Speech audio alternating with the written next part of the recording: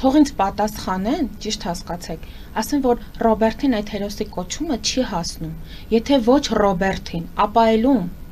Ես շատ ցավ եմ ապրում նման դեպքերում, ինձ ճիշտ հասկացեք, երբ որ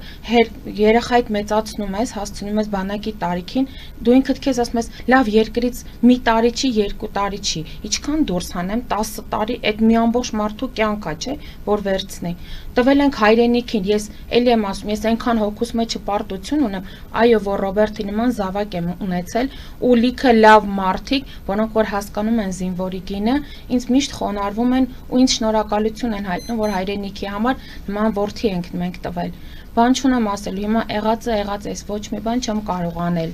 Իմ հոգու մեջ այս ցավը իմ հավերժ է։